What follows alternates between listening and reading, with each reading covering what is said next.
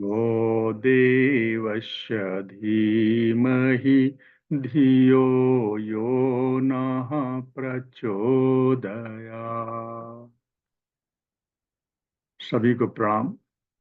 परम पूज्य बाबूजी को प्रणाम।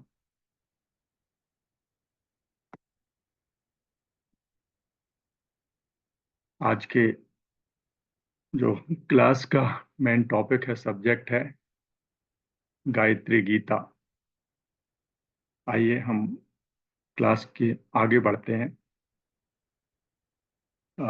गायत्री के विषय में जो हमारे प्राचीन ग्रंथों में सुविस्तृत वर्णन है।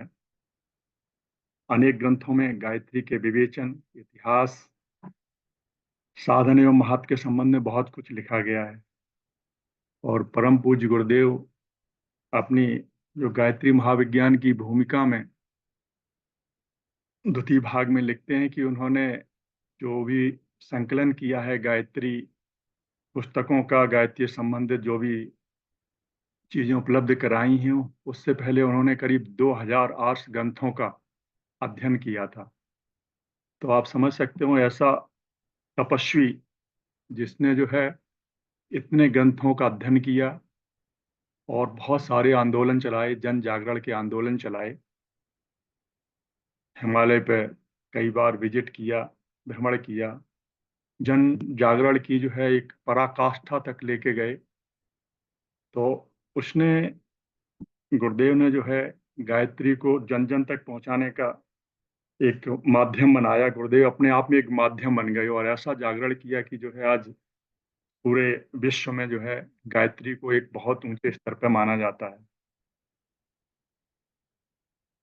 गायत्री मंत्र अकेला ही इतना सारगर्भित है कि उसे समझने में कई जन्म लग सकते हैं। साथ ही उसके गर्भ में वह सभी तत्वज्ञान भरा है जिसकी व्याख्या के लिए वेद, शास्त्र, पुराण, इतिहास, दर्शन, उपनिषद, ब्राह्मण, आरण्यक, स्मृति, नीति, संहिता एवं सूत्रों की ग्रंथों की रचना की गई है। तो उसी गायत्री के महत्व को हम लोग समझेंगे गायत्री गीता के माध्यम से, और गायत्री के इन महान लाभों के मूल में क्या क्या कारण हैं जिनके कारण इतना सब आश्चर्य होता है। इसके बारे में पूर्ण जानकारी होना तो सभी के लिए कठिन है, पर उन महान कारणों में एक कारण यह भी है कि गायत्री के पीछे अनेक मनस्वी साधकों का जगमगाता हुआ साधना बल है, जिसमें हमारे परम पूज्य आदरणीय बाबूजी हम लोगों को एक विशेष विद्या, जो पंचकोशी विद्या है, उसको सिखाने में लगातार प्रयत्नरत हैं। सृष्टिकर्ता ब्रह्मा से लेकर आधुनिक काल तक समस्त ऋषि मुनियों ने, साधु महात्माओं ने, से मार्गियों ने गायत्री मंत्र का आश्रय लिया है। इन सबके द्वारा जितना साधन, जप, अनुष्ठान और गायत्री मंत्र हुआ है उतना और किसी का नहीं हुआ। मतलब आप समझ सकते हैं गायत्री से संबंधित जो भी मंत्र हैं उनका महत्व कितना ज्यादा है। अत्यंत उच्च कोटि की आत्माओं ने अपना सर्वश्रेष्ठ भावनाओं को सर्वाधिक एकाग्रता और तन्मयता के साथ गायत्री में लगाया है। कल्प कल आज ही नहीं, ये कल्प कल्पांतरों से ये क्रम चलता हुआ आ रहा है। इस प्रकार इस मंत्र के पीछे इतनी उच्च कोटि की आत्म विद्युत सम्मिलित हो गई है कि सूक्ष्म लोकों में उसका एक भारी पुंज सा जमा हो गया है। जैसे कि हम बीच बीच में पढ़ते हैं स्वाध्याय के माध्यम से भी कि गायत्री उपासक जो है उसकी कभी भी उपासना निष्फल नहीं जाती है। तो उसके पीछे यही कारण है कि अभी तक बहुत सारे जो ऋषि मुनि और अध्यात्म विज्ञान के जो वेत्ता हुए हैं, जो जानकार हुए हैं, उन्होंने प्राचीन काल से ही जो है इसका विशेष अध्ययन किया है और उत्कोच की जो साधनाएं की हैं उसके माध्यम से प्रकाश पुंज जनरेट हो गया है। और विज्ञान बताता है कि कोई शब्द या विचार कभी नष्ट नहीं होता। बार बार ये हमारे पंचकोश में सभी साधकों द्वारा बताया भी गया है। बाबूजी बार बार बताते हैं कि जब कोई एक विचार निकलता है तो वो कभी जो समाप्त नहीं होता, विचार जो है ब्रह्मांड में गूंजता रहता है। और ये हमारे आइंस्टीन के सिद्धांत को भी प्रतिपादित करता है कि E=mc²। तो मास को अगर प्रकाश की द्रुति गति से हम जो है द्रुति गति से वो कर दें, प्रक्षेपण कर दें, तो एक एनर्जी का ऐसा प्रकाश पुंज जनरेट हो जाता है कि जो कभी और नष्ट नहीं हो सकता। Energy never lost. तो आज जो बातें कही जा रही हैं, जो भी चल रहा है या सोची जा रही हैं, वे अपनी तरंगों के साथ आकाश में फैल जाती हैं और अनंत काल तक सृष्टि के अंतराल में किसी न किसी रूप में विद्यमान रहेंगी। जो भी हम आज चर्चा कर रहे हैं, जो भी आज बात कर रहे हैं, वो कहीं व्यर्थ नहीं होगी और वो अनंत काल तक जो है ब्रह्मांड में विद्यमान रहेगी। और जो तरंगें विशेष बलवान होती हैं, वे तो हमेशा प्रदीप्त होती ही हैं। जैसे कि महाभारत में गीता के माध्यम से श्री कृष्ण भगवान ने अर्जुन को कुरुक्षेत्र में जो विद्या दी, जो कुरुक्षेत्र गीता के माध्यम से जो उन्होंने जो समझाया, कर्मयोग का सिद्धांत समझाया, तो जो हमारा अध्यात्म विज्ञान कहता है कि वो आज भी विद्यमान है ब्रह्मांड में। कभी विज्ञान जब उस स्थिति पे पहुंचेगा तो उन चीजों को ग्रास्प कर पाएगा और हम निश्चित रूप से जो है अपने कानों से भगवान कृष्ण की वाणी को सुन पाएंगे। या जो भी ऋषि मुनि हुए हैं, जिन्होंने भी उच्च कोट की साधनाएं की हैं, उन्होंने अपना जीवन वृत्तांत अगर प्रस्तुत किया है सामाजिक रूप में, तो उनको भी हम निश्चित रूप से सुन पाएंगे। शब्द और विचारों को सूक्ष्म स्थूल करना भले ही अभी बहुत कठिन हो, लेकिन इतना निश्चित है कि उनका अस्तित्व नष्ट नहीं होता। अब तक असंख्यों महान व्यक्तियों ने गायत्री के प्रति जिस श्रद्धा और साधना का उपयोग किया है, वह नष्ट नहीं हो गई है, वरन सूक्ष्म जगत में उसका प्रबल अस्तित्व बना हुआ है।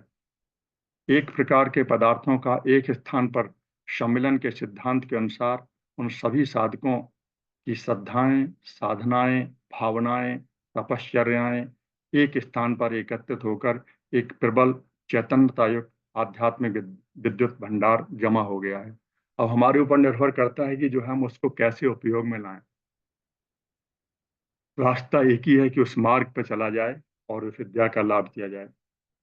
जो भी विज्ञान से थोड़ा परिचित हैं, वो जानते हैं, समझते हैं कि मनुष्य जैसा सोचता है, उसी प्रकार का एक आकर्षण चुंबकत्व उसके मस्तिष्क में उत्पन्न हो जाता है। वैसे ही विचार सेम टाइप जो है वो ब्रह्मांड से खींचकर लाते हैं उन विचारों को। ये सभी का अनुभव होगा, आप विचार भी कर सकते हैं। अब जब आप नेगेटिविटी में जाएंगे तो उसी तरीके के विचार जो हैं आपके पास आने लगेंगे, और जब आप पॉजिटिव दिशा में जाएंगे तो तुरंत परिवर्तन हो जाता है और जो है आपको नए विचार, उसी तरीके के विचार जो आपको आत्मबल दें, उस तरीके के विचार आपके पास आने लगते हैं। तो यह चुंबकत्व निखिल आकाश में उड़ते हुए उसी जात के अन्य विचारों को आकर्षित करके अपने पास बुला लेता है, और साधुता की बात सोचने वाले दिन दिन साधुता के विचारों, गुणों, कर्मों और स्वभावों से भरपूर होते रहते हैं। यह सब विचार आकर्षण विज्ञान के अनुसार ही होता है। यह सभी जो है कहीं निरापद नहीं है, ये एक विज्ञान है और ये इसी के अनुसार होता है। इसी विज्ञान के अनुसार गायत्री साधकों की ये विचार श्रृंखलाएं संबद्ध होती हैं, जो सृष्टि के आदि को लेकर अब तक की महान आत्माओं द्वारा तैयार की गई हैं। कितनी बड़ी बात है। इस सृष्टि से शुरुआत से लेके आज तक जो भी विद्याएं या जो भी मार्ग, अच्छे मार्ग, सन्मार्ग प्रस्तुत किए गए हैं, वो आज भी उपलब्ध हैं। कोशिश होनी चाहिए उस क्षमता को प्राप्त करने के लिए। जो इसमें आगे बढ़ेंगे वो निश्चित रूप से इसको पा सकेंगे। जैसे कि शुरू में ही हमने कहा कि परम पूज्य गुरुदेव ने जो है इतना वृत्तांत उदाहरण हमारे सामने जो है, जिसका कोई अंत नहीं हो सकता है, हमारे सामने प्रस्तुत किया है।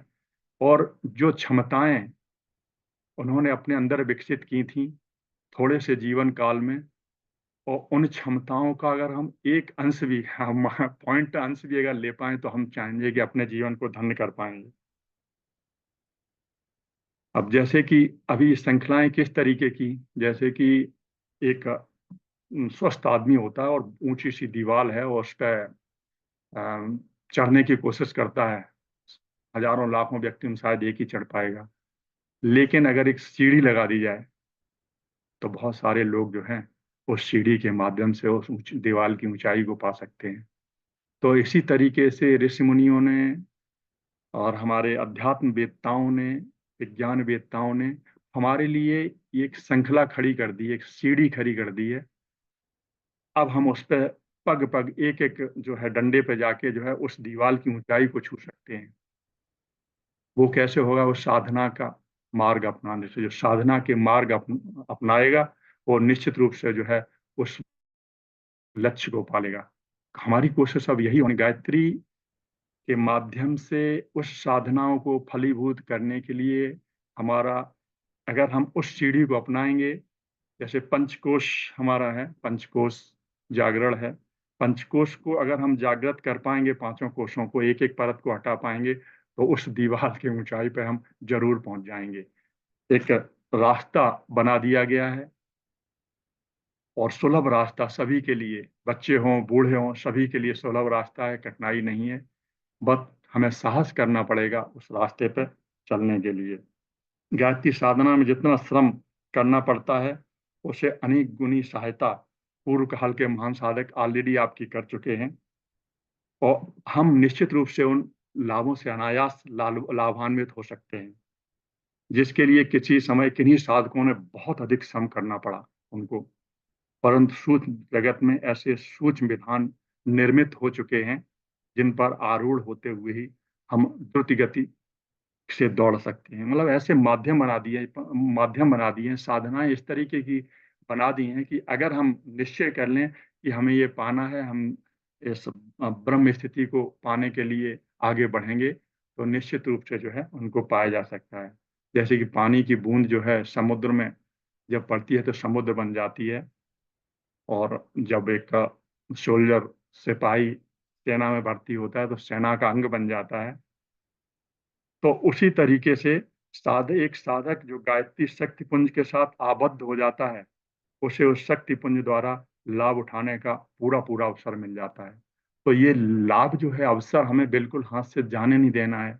एक माध्यम मिला है और उस माध्यम से जो है हमें आगे बढ़ना है, और उस रास्ते को, जो साधना के मार्ग बताए हैं, उन पर आरूढ़ होते हुए हम जब एक एक डंडे पर चढ़ते जाएंगे तो हम अपने लक्ष्य को आगे पा सकेंगे। जितना प्रकाशवान शक्तिपुंज गायत्री मंत्र के पीछे है, उतना और किसी वेद मंत्र के पीछे नहीं है। यही कारण है कि गायत्री की साधना से स्वल्प श्रम में अत्यधिक लाभ पाया जा सकता है। 24 अक्षर, अक्षर 24 परम पुनीता, इनमें बसे शास्त्र सुत गीता, महामंत्र जितने जग माही को गायत्री सम नाही। इतनी, मतलब उसके पीछे एनर्जी की पराकाष्ठा, तो हम लाभान्वित क्यों नहीं हो सकते हैं? इतने पर भी हम देखते हैं कि मनुष्य गायत्री की महिमा को जानते हुए उसका लाभ हम नहीं उठा पा रहे हैं, लोग नहीं उठा पा रहे हैं। किसी के बिल्कुल पास, यहाँ तक कि जेब में भी प्रचुर धन रखा हो अगर, और उसे पता ही नहीं हो कि उसका उपयोग कैसे करे, तो जीवन का लाभ कैसे ले पाएगा? तो ये तो हम दुर्भाग्य ही समझा जाएगा हमारा। गायत्री एक दैवी विद्या है जो परमात्मा ने हमारे लिए सुलभ बनाई है। ऋषि मुनियों ने धर्म शास्त्रों में पग पग पर हमारे लिए गायत्री साधना द्वारा लाभान्वित होने का आदेश किया है। इतने पर भी यदि हम लाभ न उठा पाए, साधना न करें, उचित मार्ग पर न चलें, तो उससे बड़ा दुर्भाग्य और कुछ नहीं हो सकता। जागो, जागो साधको, यही समय है हमें आगे बढ़ने का, अपने लक्ष्य को पाने का। तो इन्हीं 24 जो अक्षर हैं गायत्री के, जिनसे सभी वेद पुराण और सभी साहित्य जो है, अध्यात्म साहित्य निर्मित किया गया है, पग पग पर हमको आदेश देते हैं कि आइए हमारे साथ आगे बढ़िए, हम तुमको हम उस लक्ष्य तक पहुंचाएंगे। तो गुरुदेव ने, जैसे कि मैंने कहा कि जो है 2008 ग्रंथों का अध्ययन करके जो है कुछ ऐसे मोती बनाए हैं, ऐसे मोती हैं जो कि इसमें गायत्री के गर्भ में हैं, और उनका रास्ता भी प्रस्तुत कर दिया है। अब बारी हमारी है कि उन मोतियों को हम किस तरीके से निकाल के लाएं। हमें एक प्रणेता मिले हुए हैं बाबूजी के माध्यम से, जो हमें निरत निर्देश देते हैं, और हमें बार बार उकसाते भी हैं, फिर भी कहीं ना कहीं साधक ढीला पड़ जाता है और उस रास्ता को और तेजी से आगे नहीं बढ़ता है। और हम सभी को उसी रास्ते पे आगे बढ़ना है। तो गायत्री, आज का जो हम लौट के आते हैं गायत्री गीता। गायत्री गीता में जो है 14 श्लोक हैं, 14 हैं। और जो बताए गए हैं कि ये जो है, जैसे समुद्र मंथन हुआ था ना, तो उसमें से 14 रत्न जो निकले थे, तो ये 14 रत्न के रूप में हैं। अगर हम इसको अपने अंदर प्रतिपादित कर पाए, इन उन मार्गों को श्लोक के जो उसके माध्यम से जो निर्देश दिए गए हैं, उनके माध्यम से जो हमको बताया गया है, अगर हम उस पर चल पाए तो निश्चित रूप से हमें आगे बढ़ने से कोई नहीं रोक पाएगा। और अच्छे मार्ग पर जब हम चलते हैं तो द्युतिगत से हमारे पीछे जो है देवी शक्तियां भी पीछे लग जाती हैं। तो आइए हम गायत्री गीता का पहला श्लोक के माध्यम से जानना चाहेंगे, आखिर गायत्री गीता में जो बताया गया है वो हमें किस मार्ग पर कैसे आगे बढ़ने को प्रस्तुत करता है। पहला गायत्री गीता का श्लोक बोलता है, ओमित्येव सुनामधेयमनघम विश्वात्मनो ब्रह्मणा सर्वेप्येव हि तस्य तामसु वसोरेत प्रधानम मतम यम वेदा निगदन्ति न्याय निरतम सी सदानंदकम लोके समदर्शनम नियमनम चाकारहीनम प्रभुम। उसके अर्थ के रूप में बताते हैं कि जिसको वेद न्यायकारी, सच्चिदानंद, सर्वेश्वर, समदर्शी, नियामक, प्रभु और निराकार कहते हैं, जो विश्व में आत्मा रूप से उस ब्रह्म के समस्त नामों में श्रेष्ठ नाम, पाप रहित, पवित्र और ध्यान करने योग्य है, वह ओम ही मुख्य नाम माना गया है। बताया गया है कि ओम से ही जो है, ओम की धुन से ये जो है इस ब्रह्मांड का निर्माण हुआ है और लगातार ये गूंजता रहता है। अगर हम फ्रिक्वेंसी पे उसको पा पाए तो निश्चित रूप से जो है उसका लाभ ले पाएंगे। जिस तरीके से मोबाइल है और आपका बहुत सारी तरंगें घूमती रहती हैं, तो आपका मोबाइल का जो सिम है, जिस नंबर पे ट्यून होता है, वही तरंगें आप प्राप्त कर सकते हैं, वहीं से वही को आप जो है बात कर सकते हैं। तो इसी तरीके से जो है ओम हर जगह, कण कण में, सब जगह विद्यमान है। बशर्ते अगर हम उस पर ट्यून हो पाए तो हम, आप ध्यान से देखेंगे, जो हमने अनुभव किया है कि हर चीज में जो है ओम गुंजायमान अनुभव होता है। तो परमात्मा को प्राप्त करने और प्रसन्न करने का मार्ग बताते हैं कि उसके नियमों पर चलना है। वह निंदा स्तुति से प्रभावित नहीं होता, वरन कर्मों के अनुसार फल देता है। जैसा हम कर्म करेंगे वैसा ही हमको फल मिलेगा। ईश्वर की निंदा करो, स्तुति, उस पर कोई फर्क नहीं पड़ता। वो तो सच्चिदानंद है, वो तो हमेशा आनंद देने वाला है। तुलसीदास जी कहते हैं, कोई न कऊ सुख दुख कर दाता और निज कर्म सब भोग ही ब्याता। न तो कोई किसी को दुख दे सकता है, न कोई किसी को सुख दे सकता है। सब अपने कर्मों का ही फल भोगते हैं। और निर्देश भी इस वेद देता है, शास्त्र देता है कि 4 वेद 6 शास्त्र में वचन मिले हैं दोए, दुख दीने दुख होत है, सुख दीने सुख होए। चारों वेदों और शास्त्रों में जो है दो ही वचन अगर देखा जाए तो गूढ़ हैं, और उनको अगर समझ पाए तो कर्म हमारे निश्चित रूप से अच्छे होने लगेंगे। कि अगर हम किसी को कष्ट देंगे, दुख देंगे, तो निश्चित रूप से हमें भी उस मार्ग से गुजरना पड़ेगा। अगर हम सुख की अनुभूति कराएंगे किसी को, तो हम जो है सुखी का माध्यम बन पाएंगे और सुखी रास्ते पे चल पाएंगे। परमात्मा को सर्वत्र व्यापक समझकर गुप्त रूप से भी पाप नहीं करना चाहिए। तो जब हमको मालूम है कि हर कण कण में ईश्वर विद्यमान है, तो उससे कुछ छिपा नहीं है, तो हम जब एक अच्छा मार्ग अपनाते हैं तो वो मार्ग किसी को दिखाने के लिए नहीं, पर उपदेश कुशल बहुतेरे, दूसरों को उपदेश देने के लिए जो है बहुत सारे कुशल लोग हैं, लेकिन उन्होंने जीवन में कुछ अपनाया हो तभी तो इसका असर पड़ेगा। तो कण कण में ईश्वर विद्यमान है, तो हमें ये सोचना चाहिए कि हमसे कोई ऐसा कार्य नहीं हो जो ईश्वर के रास्ते में रोड़ा बने हमें पहुंचने में, ईश्वर उससे हमसे रुष्ट हो, परेशानी हो। तो इसीलिए हम कहते हैं कि सत्कार्य करते रहना चाहिए और पाप के मार्गों से बचना चाहिए। प्राणियों की सेवा करना, परमात्मा की पूजा करना है। ईश्वर कहता है कि अगर आपको पता है कि हर आदमी में एक ही तत्व ईश्वर जीव अंश अविनाशी हमारा ही अंश सभी के अंदर विद्यमान है, तो आप हमारे अंश को क्यों कष्ट देना चाहोगे, क्यों परेशानियां पैदा करने चाहोगे? जो हमने आपको रास्ता सुझाया है तो उसको अच्छा उनका भी जीवन बनाने की कोशिश कीजिए ना। अगर उनको कष्ट दोगे तो ईश्वर को जरूर कष्ट होगा, और वो कष्ट किस रूप में आएगा ये भविष्य ही बताता है। कर्म का सिद्धांत पलट नहीं सकता, कोई बचा नहीं, और हमें उससे गुजरना ही होगा। परमात्मा को अपने हृदय में अनुभव करने से आत्मा पवित्र होती है। हर पल हमें अगर ध्यान रहे कि हमारे अंदर ईश्वर तत्व है, हमारी आत्मा जो आवाज देती है उसको हम सुनने की कोशिश करें, तो हमेशा चेतनता और आनंद की अनुभूति होती रहेगी। कि हम जब पता चला ईश्वर तो हमारे साथ ही है, हमारे साथ ही चल रहा है, तो हमसे कोई बुरे कर्म होंगे ही नहीं, और हम जो है अच्छा रास्ता अपना ही लेंगे। दूसरा जो श्लोक हमको बताता है कि भूर्वै प्राणयति ब्रुवन्ति मुनियो वेदांत पारम गता प्राणः सर्वविचित विचेतनेषु प्रसता सामान्य रूपेण च एतेनैव विसिध्यते हि सकलं नूनं समानं जगत् द्रष्टव्या सकलेषु जन्तुषु जनैर्नित्यं ह्यस्त्वतात्मवत्। अब इसमें कहते हैं कि मुनि लोग जो है, ऋषि लोग प्राण को ही भू कहते हैं। यह प्राण समस्त प्राणियों में समान रूप से फैला हुआ है। जैसा कि पहले बताया, हर प्राणियों में जो है ईश्वर अंश समान रूप से है। इससे सिद्ध होता है कि यहाँ सब कुछ समान है, कोई ऊंच नीच नहीं है, कोई भेदभाव नहीं। अतः सभी मनुष्यों और प्राणियों को समान भाव से देखना चाहिए।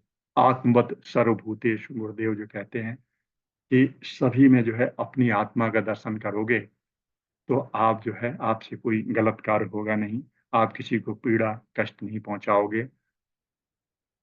अपने समान सबको कष्ट पहुंचता है, सबकी अनुभूति है, इसलिए किसी को सताना नहीं चाहिए। जब हम कोई सताता है तो निश्चित रूप से कष्ट होता है ना, तो अगर हम किसी के लिए कोई बुरा मार्ग प्रशस्त करेंगे, बताएंगे, तो उसको कष्ट अवश्य संभावी है। दूसरों के प्रति वही व्यवहार करना चाहिए, गुरुदेव का वाक्य है कि जो हम दूसरों के से अपने लिए चाहते हैं। तो इसमें बहुत सारी, चलिए अगर हम इसको अपना लें तो बहुत सारी जो है समस्याएं दूर हो जाती हैं। हम जो व्यावहारिक जगत में जो है अपने लिए तो कुछ और चाहते हैं और दूसरों के लिए करते कुछ और हैं। अगर हम इस तत्व को अगर अपने अंदर समाहित कर लें और इस पर चलने लगें कि हम दूसरों के प्रति वही व्यवहार करें जो हम अपने प्रति चाहते हैं, तो बहुत सारे रास्ते खुल जाते हैं और हमारा जीवन और आनंदित हो जाता है। सब में समस्त दृष्टि रखनी चाहिए। अभी उसमें क्या होता है कि कभी हम किस वंश के हैं, किस जाति के हैं, किस समुदाय के हैं, स्त्री या पुरुष हैं, तो इसके कारण भेद जागृत हो जाते हैं।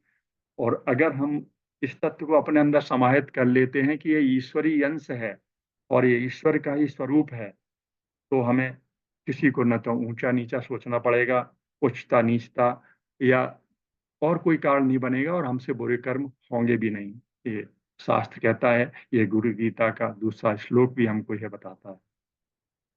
आगे के श्लोक हम चलेंगे तो बताते हैं कि भुवर्नाशो लोके सकल विपदाम वही निगदिता कृतम कार्यम कर्तव्यमिति मनसा चास्य करणम फलासां मर्त्याये विदधते न वै कर्म निरता लभन्ते नित्यं ते जगति हि प्रसादम सुमन शाम। इस श्लोक के माध्यम से बताया गया है कि संसार में समस्त दुखों का नाश ही भोग कहलाता है। कर्तव्य भावना से किया गया कार्य ही कर्म कहलाता है। तो जब हम किसी कार्य को अपना कर्तव्य समझ लेंगे तो वो जो कर्म बनेगा ना, कर्तव्य एक बहुत बड़ी ऊंची श्रेणी का शब्द है। कर्तव्य में बहुत सारी चीजें आ जाती हैं, और जब हम उसको उस तरीके से आप किसी भी चीज को अपना कर्तव्य समझ के करेंगे तो वो हमारे कर्म में परिणत हो जाता है, वही कर्म बन जाता है। और उसी के परिणाम में सुख की अभिलाषा को छोड़कर जो कार्य करते हैं वे सदा प्रसन्न रहते हैं। अब हमें अपना अगर कर्तव्य हम ठीक से निभा रहे हैं तो हमें आत्मसंतोष अपने अंदर ही होगा कि हमने अपना तो कार्य अच्छी तरह किया। अब परिणाम जो भी हो, परिणामदर्शी हम कहते हैं आदमी को बनना चाहिए, और हम इस योग्य हैं, मनुष्य इस योग्य है कि वो जो काम करता है उसका परिणामदर्शी, परिणाम देख सकता है अपने पहले ही कि आज हम जो कर रहे हैं उसका परिणाम क्या होगा अपने अनुभव के अनुसार। लेकिन उसके अनुसार भी अगर परिणाम उसको नहीं मिलता है तो उसको दुखी नहीं होना चाहिए। अगर हम किसी परीक्षा में जाते हैं, विद्यार्थी किसी परीक्षा में जाता है, पूरी लगन के साथ, पूरे विश्वास के साथ, उसने पूरी श्रद्धा के साथ अपनी पढ़ाई तैयार की, पूरी साल जो उसमें ध्यान दिया, जो सूत्र बताए गए उनके माध्यम से उसने, बावजूद भी उसको उस तरीके का फल नहीं मिलता है, तो उसको इतना तो आत्मसंतोष होगा ही कि हमने तो अपना काम किया, अब जो है हमें स्वीकार करना चाहिए और करना भी चाहिए। मनुष्य का अधिकार जो है कार्य करना है। फल बताया है ईश्वर ही देता है, फल देना ईश्वर है। और किसी वस्तु को प्राप्त न होने पर यह माना जाए, ऐसा सोचने के बजाय ऐसा सोचना चाहिए कि कर्तव्य पालन हमारे लिए आनंद का सर्वोत्तम केंद्र है।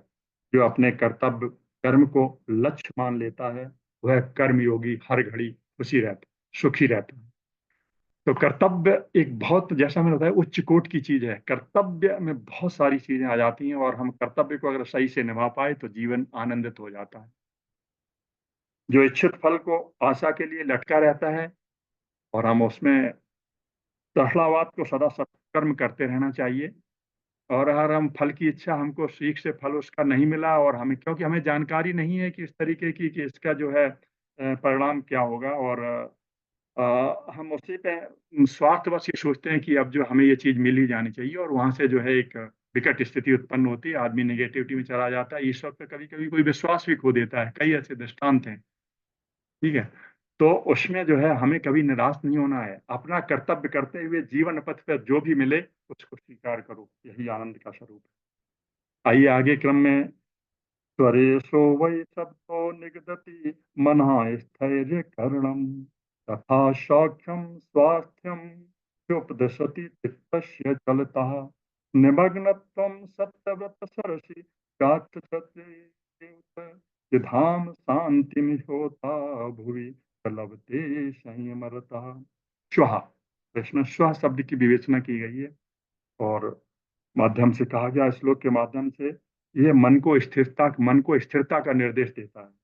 चंचल मन को सुस्थिर और स्वस्थ रखो, यह उपदेश देता है। साथ में निमग्न रहो, यह कहता है। इस उपाय से संयमी पुरुष तीनों प्रकार की शांति को प्राप्त करता है।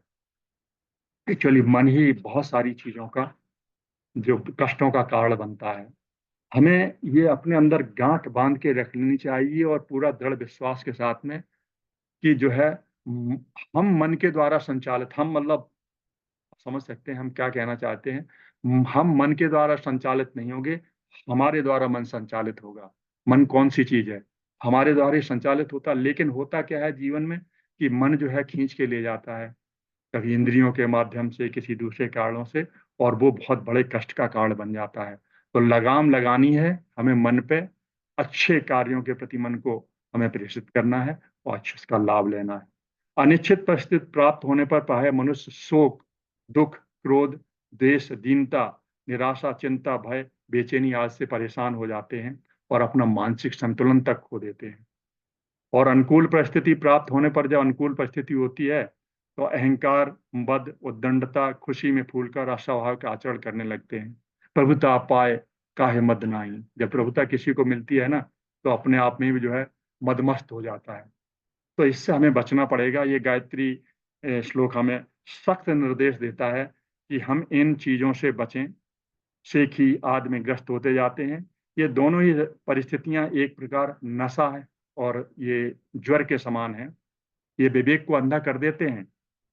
जब हमारी परिस्थिति खराब होती है तो हम दुख, शोक और उस स्थिति पहुंच जाते हैं कि लगता है जीवन को ही नष्ट कर देंगे बहुत सारी स्थितियों में लोग। और जब हमको कुछ मिल जाता है तो हम अहंकार बस सब कुछ भूल जाते हैं। तो इससे चीजों से बचना पड़ेगा, जिससे विचार और कार्यों में उचित श्रृंखला नष्ट भ्रष्ट हो जाती है इन कारणों से, और आदमी अंधा और बावला बन जाता है। इन सत्यानाशी तूफानों से आत्मा की रक्षा करने के लिए मन को स्थिर, संतुलित, स्वच्छ एवं सत्य प्रेमी बनाना चाहिए। तभी मनुष्य को आत्मिक, बौद्धिक तथा शारीरिक शांति मिल सकती है। गीता का अगला उपदेश बोलते हैं कि ततो वै निष्पत्ति सभुमतिमान पंडित वरा विजानम गुह्यम यो मरल जीवन योस्त खिलम अनंते संसारे विचरत भयाशक्ति रहिति स्थिता निर्माणम वै निज निज गतिविधि नाम कुरुते। तत्, इसमें सब तत् शब्द की विवेचना की गई। तत् शब्द यह बतलाता है कि इस संसार में वही बुद्धिमान है जो जीवन और मरण के रहस्य को जानता है, भय और आसक्ति रहित जीवन जीता और अपनी गतिविधियों का उसी के अनुसार निर्माण करता है। मृत्यु जो है सदा सिर पर खड़ी नाचती रहती है, अगली सांस कब बंद हो जाए पता नहीं। तो बाबूजी इसीलिए निर्देश देते हैं कि हर पल जो है ईश्वर को अपने अंदर अनुभूत की जाए। अगला पल पता नहीं क्या होगा, तो जो पल है उनका तो हम आनंद ले लें, उसको तो हम उस रास्ते पे चल निकलें जो ईश्वरी मार्ग बताया गया है। अगले ही क्षण कब बंद हो जाए ये पता भी नहीं है। यह सोचकर इस सुर दुर्लभ मानव जीवन का श्रेष्ठतम उपयोग करना चाहिए। ये मनुष्य जीवन जो सुर दुर्लभ मनुष्य जीवन मिला है, कई योनियों बाद ईश्वर की कभी कृपा हुई उनकी, तो ये जीवन दे दिया। अब ये जीवन जो है, अब इसको जीना किस तरीके से आपके ऊपर निर्भर करता है। ये उसी तरीके से है जिस तरीके से आप किसी को हम अपन किसी कार्य के लिए हम भेज दें कि आप वहां जाके ये काम करना है, और वो वहां पे अपने सुख साधनों में व्यस्त हो जाए और उस चीज को भूल ही जाए कि जिसके लिए भेजा गया था, और वो कर्तव्य पूरा नहीं कर पाए तो क्या होगा। तो दंड का भागी हम बनाएंगे, ही बनना पड़ेगा। तो ईश्वर ने ये आपको जो जीवन तत्व दिया है, हमको जो जीवन दिया है, उसका अगर हम उसके अनुरूप उपयोग न कर पाए तो फिर उन्हीं योनियों में भटकना पड़ेगा और उन्हीं परिस्थितियों से गुजरना पड़ेगा। क्योंकि ईश्वर की कृपा कभी कभी होती है, और उस कृपा का दरवाजा जब खटखटाया जाता है और आप लाभ नहीं ले पाए तो दरवाजे कई बार बंद हो जाते हैं। तो यह हमें श्रेष्ठ उपयोग करना है, और थोड़े से जीवन में क्षणिक सुख के लिए पाप ना करें जिससे चिरकाल तक दुख भोगने पड़े, ऐसा विचार हमें करना पड़ेगा। यदि विद्या धन समाज सुधार धर्म विचार आदि श्रेष्ठ कार्य करने हैं तो ऐसा सोचने कि जीवन अखंड है। जब हमें ऐसा कुछ करना हो कि बहुत अच्छे कार्य करने हो, तो इसमें फिर एक बार बात आती है कि मनुष्य जो हमारा भारतीय धर्म कहता है कि हम हमारा जीवन नष्ट नहीं होता, हम अमर हैं, मनुष्य अमर है। अगर ये हमारे दिल में बैठ जाए तो जो है कोई भी भय हमको सता नहीं सकता, कोई कष्ट हमको छू नहीं सकता। क्योंकि हमें पता है एक जन्म के बाद जो है यात्रा समाप्त नहीं होती है, वो अगले जन्मों तक जाती है जब तक हम अपने लक्ष्यों को पूरा नहीं कर लेते हैं। जीवन अनंत है। तो अच्छे कार्यों के लिए ये बताया गया है कि हम अच्छे कार्य करते चलें, और यही समाप्त नहीं होता, संस्कारों के माध्यम से पंथ को साधना भी हमको ये बताती है कि जो आप साधना आज यहाँ कर रहे हैं यही समाप्त नहीं हो जाएगी, कई जन्मों तक जो है अगर आप उसमें लगे रहे तो इस साधना अनवरत चलती रहेगी, आगे बढ़ते रहेंगे और अंतिम लक्ष्य जो पालेंगे। अंतिम लक्ष्य लोग कहते हैं मोक्ष की प्राप्ति। मोक्ष, गुरुदेव एक जगह कहा करते थे कि हम जो है हमें मोक्ष नहीं चाहिए, हमें बार बार कितनी भी पीड़ा हो कष्ट हो इस संसार में हम दोबारा जन्म लेंगे और लोगों के कष्टों का हरण करेंगे। क्योंकि ये सुर दुर्लभ जो जीवन मिला है, ये बहुत कठिनाई के पास बाद मिला है, और मोक्ष के बाद तो सब यहाँ से समाप्ति हो जाएगा। तो हम आना चाहेंगे, बार बार आना चाहेंगे, और प्राणियों की समाज की सेवा करना चाहेंगे, उनको उच्चतम स्थान तक पहुंचाने की कोशिश की जाएगी। यह निर्वाद है कि जो इस जीवन का सदुपयोग कर रहा है उसे मृत्यु के पश्चात आनंद ही मिलेगा, परलोक पुनर्जन्म आदि में सुख ही प्राप्त होगा। पर जो इन जीवन क्षणों का दुरुपयोग कर रहा है, याद रखा जाए उसका भविष्य अंधकारमय है। इसलिए जो बीत चुका है उसके लिए दुख न करते हुए शेष जीवन का सदुपयोग करना चाहिए। और आगे के एक श्लोक में आगे बताते हैं, सवितुस्ते पदम वितनोति ध्रुवम मन जो बलवान सवितेव भवेत विषयानुभूति परिस्थित्य इस्तु सदात्मन एवं गणेदिति सह। सवितु शब्द यह पद बतलाता है कि मनुष्य को सूर्य के समान बलवान होना चाहिए, और सभी विषय तथा अनुभूतियां अपनी आत्मा से ही संबंधित हैं, ऐसा विचार करना चाहिए। मन हमको विवेकानंद जी कहते हैं कि आप अगर अस्वस्थ हैं, शरीर बलवान नहीं है, तो ये पाप है। तो हमें वो सभी चीजें अपनानी चाहिए, सभी कर्म करने चाहिए, जिससे हमारा शरीर स्वस्थ हो, मन स्वस्थ हो। तो सविता जो पद है वो इसी चीज को निर्देशित करता है कि आपको सूर्य के समान बलवान होना चाहिए। और उन्होंने कहा सूर्य जो है वो वीर और पृथ्वी को रज कहा जाता है। सूर्य की शक्ति से संसार की सब क्रियाएं क्रियान्वित होती हैं। अपने प्राचीन कर्मों का ही परिपाक मात्र है, इसलिए अपने लिए जैसी परिस्थिति अच्छी लगती है उसी के योग अपने को बनाना चाहिए। मनुष्य अपने भाग्य का निर्माता खुद है। अपना भाग्य निर्माण करना हर मनुष्य के हाथ में है, इसलिए आत्मनिर्माण की ओर से और ही सबसे अधिक ध्यान दिया जाए। बाहर की सहायता भी अपनी अंतरंग स्थिति के अनुकूल ही मिलती है। हमें जब हमारे अंदर वो भावनाएं जगती हैं, जब वो रास्ते पर चलने लगते हैं, ईश्वर पीछे टपकी लगाता है और रास्ता जो है प्रशस्त हो जाता है और कोई ना कोई माध्यम बन जाता है उस रास्ते को आगे बढ़ाने के लिए। आप तो जो रास्ता हमको मिला हुआ है, तो अगर ये हम पल खो दिए, अगर हम इस पे आज नहीं चल पाए, तो निश्चित रूप से हम इसे दुर्भाग्य कहेंगे। मनुष्य को तेजस्वी बलवान पुरुषार्थी बनना चाहिए। स्वास्थ्य, विद्या, धन, चतुरता, संगठन, यश, साहस और जो सभी 8 बल बताए गए हैं उनको प्राप्त करने की उसे भरपूर कोशिश करनी ही होगी। अगले के क्रम में हम आगे जल्दी बढ़ेंगे। वरेण्य चयंत दत्तये प्रकटति श्रेष्ठत्वमिनिशं सदा पश्ये श्रेष्ठं मननपि श्रेष्ठस्य विदधेत्। तथा लोके श्रेष्ठं सरल मनसा कर्म च भजेत्। तदित्तम श्रेष्ठं तम ब्रजति मनुज शोभित ये गुणे। वरेण्यम शब्द यह प्रकट करता है कि प्रत्येक मनुष्य को नित्य श्रेष्ठ की ओर बढ़ना चाहिए। श्रेष्ठ चीजों की तरह श्रेष्ठ देखना है हमको, श्रेष्ठ चिंतन करना है और श्रेष्ठ ही विचार लाने हैं, श्रेष्ठ कार्य करना है। इस प्रकार से मनुष्य को श्रेष्ठता के मार्ग पर बहुत आगे ले जाता है। मनुष्य जैसा बनता है, जैसे उसके विचार होते हैं, विचार साधता है और जीवन गीली मिट्टी है। जैसे विचारों में हम डूब जाते हैं, हमारा जीवन उसी ढांचे में ढलता जाता है। वैसे ही आचरण होने लगते हैं, वैसे ही साथी भी मिलते हैं और उसी दिशा में जानकारी, रुचि तथा प्रेरणा मिलती है।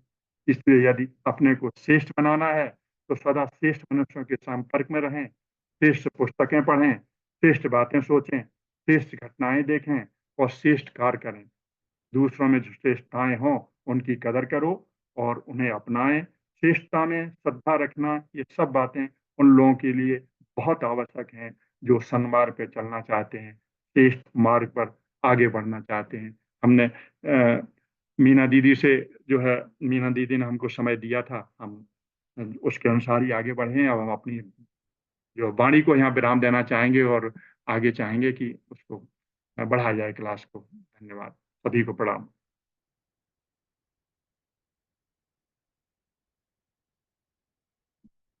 अमन जी। ये बहुत बहुत धन्यवाद भाई साहब। अ, बहुत ही सुंदर वाचन और बहुत ही अच्छा आपने जो है श्लोक का उच्चारण एकदम प्रांजल वाणी में और अपने अनुभव के आधार पे जो ये किया है, तो ये बहुत ही सुंदर ये रहा इसका जो है। तो अब मीना दीदी से निवेदन है कि दी आप कृपया आए। जी। सभी को प्रणाम। बाबूजी को प्रणाम। और एक बार गायत्री मंत्र से आगे की कक्षा का शुभारंभ करते हैं।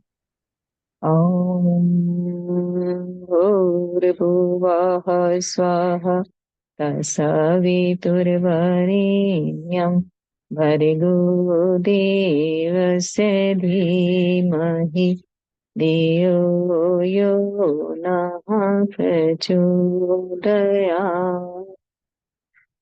तो भैया ने बहुत ही सुंदर व्याख्या की है और उसकी जो भूमिका है, जो इसका उद्देश्य है गायत्री गीता का, तो ये जो 14 में से 7 श्लोक भैया ने जिनका वर्णन किया है उसमें स्पष्ट हो जाते हैं। और जो बाकी 7 श्लोक गुरुदेव ने हमें दिए हैं ये व्यावहारिकता में उतारने के लिए है। तो व्यावहारिक आज के युग में हम अपने जीवन को श्रेष्ठ मार्ग पर चलाने के लिए या अपने जीवन को मतलब मानव जीवन का जिस उद्देश्य से ईश्वर ने हमें यहाँ भेजा है उसको पूर्ण करने के लिए कौन से सूत्रों पर चलकर हम उस उद्देश्य की प्राप्ति कर सकते हैं, यही हमें गायत्री गीता बता रही है। तो अगला पद है भर्गो का जो भर्गो मतलब शब्द, इसमें जो गायत्री स्मृति है उसमें अक्षर से सारी व्याख्या की है और गुरुदेव ने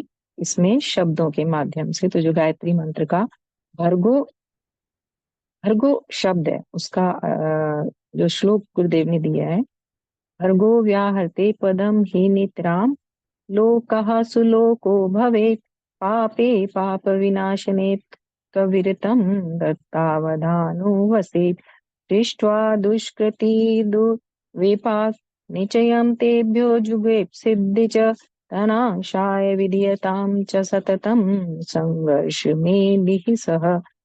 तो गुरुदेव ने जो इसका अर्थ दिया है, कहते हैं कि भर्गो यह पद बताता है कि मनुष्य को निष्पाप बनना चाहिए और पापों से सावधान रहना चाहिए, और जो पाप हैं उनके दुष्परिणामों को देखकर हम उनसे घृणा करें और निरंतर उनको नष्ट करने के लिए संघर्ष करते रहें। तो जैसा भी भैया पहले बता चुके हैं, और ये प्रश्न बार बार आता है कि ईश्वर ने इस प्रकार के संसार को बनाया ही क्यों, जिसमें इसमें दुख हैं, पाप हैं, या जिन चीजों को देखकर हम व्यथित हो जाते हैं।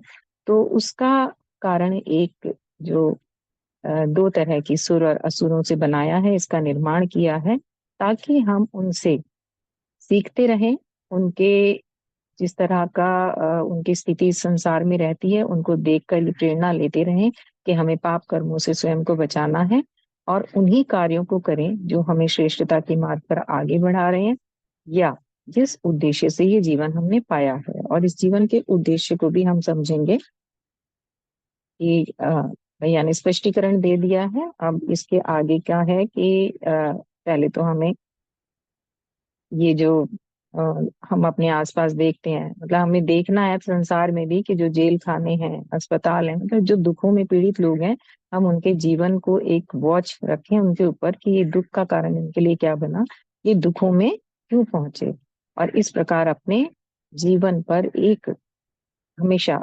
चैतन्य दृष्टि रखें और अपने कर्मों के उसके अनुरूप ही चलें। और अगर हमसे कोई कर्म ऐसे हो भी गए हैं तो उन्हें हम प्रायश्चित करें। अगला जो पद है, देवस्य तीतु व्याकरोत्यमरतां मृत्योऽपि सम्प्राप्यते देवानामेव शुद्ध दृष्टिकरणा सेवोपचाराद् भुवि निस्वार्थ परमार्थ कर्म करणाद् दीनाय दान तथा ब्रह्माभ्यन्तरमस्य देव भुवनं संसृज्यते चैवहि। अब इसमें बताने के लिए कि ये मानव जीवन हमें किस लिए मिला है, ये दिवस्य पद बतलाता है कि जो ये मरण धर्मा मनुष्य है, यानी कि हम सभी जानते हैं, दूसरे ही पद में बता दिया कि हम हमेशा याद रखें, इस तथ्य को समझें कि ये जीवन हमारा क्या है और मरना भी है, मतलब जीवन मिला है लेकिन ये खत्म भी होगा, इस शरीर वाला जीवन जो है, लेकिन फिर भी हम देवत्व को प्राप्त करके अमर हो सकते हैं। तो देवत्व के समान शुद्ध दृष्टि रखने से, प्राणियों की सेवा करने से, परमार्थ कर्म करने से और निर्बलों की सहायता करने से मनुष्य के भीतर और बाहर देवलिक लोक की सृष्टि होती है। तो ये जो सिद्धांत दिया कि मानव जीवन का उद्देश्य क्या है, कि यहाँ हम ईश्वर की इच्छा से आए हैं, कुछ काम हमारे लिए दिए गए हैं, हमें अपने भीतर शुद्ध दृष्टि रखनी है, प्राणियों की सेवा करनी है, मतलब यहाँ जो हमारी ड्यूटी है, इस संसार को, इस सृष्टि को सुंदर बनाना है, स्वर्ग की स्थापना करनी है और दूसरों के लिए जीना है, निर्बलों की सहायता करनी है, तभी हम अपने अंदर और बाहर देवलोक, मतलब अगर ऐसी भावनाएं हमारी हो जाएंगी तो आप हम सब अनुभवी हैं, हम जानते हैं कि हमारे मन में जो संतोष और जो कर्तव्य परायणता से भी जब हम उस आनंद को, उस संतुष्टि को अनुभव करते हैं, तो हम एकदम शांत भाव में रहते हैं। और आपको जो इस श्रेष्ठता के मार्ग का वर्ण करने पर इस लोक में श्रेय भी मिलता है, यश भी मिलता है और आत्म संतुष्टि भी मिलती है, यानी जीवन का जो सार्थकता है वो हमें मिलने लगती है। तो और ईश्वर ने ये जो सृष्टि बनाई है, इसका उद्देश्य ही उन्होंने आनंद आनंद के लिए रखा है। तो हमें क्या करना है कि हमें यहाँ जो कुछ भी हमारे साथ परिस्थितियां आती हैं, जो कुछ दृष्टिगोचर होता है, उसमें हम आनंद को ही ढूंढें, और जो एक इसमें जो लाइन बहुत ही गुरुदेव ने स्पष्टीकरण में दिया है कि यहाँ जितनी भी बुराइयां हैं इस सृष्टि में, इस संसार में जितनी भी बुराइयां हैं वो बुराइयां मनुष्यों ने ही उत्पन्न की हैं। तो अब मनुष्य ने उत्पन्न की हैं तो मनुष्यों को ही उनका निवारण भी करना है, क्योंकि मनुष्य ही वह चैतन्य प्राणी है जो बिगाड़ भी सकता है और संभाल भी सकता है। तो जो मनुष्य इस बात को समझ नहीं पाए, जो पाप कर्मों में चले गए या अपने श्रेष्ठत्व को पहचान नहीं पाए, तो उन्हीं की वजह से बुराइयां, लेकिन वो मानवों ने की है, मनुष्यों ने की है। तो आज हमारी आ, यह हमारा कर्तव्य बनता है कि हम उन बुराइयों को दूर करें और फिर से ईश्वर ने जिस उद्देश्य से, जिस आनंद से इस सृष्टि का निर्माण किया है, इसको पुनः उसी अवस्था में लेकर आए। जब हम ऐसा करते हैं तो हमारे मन से मृत्यु का भय चला जाता है।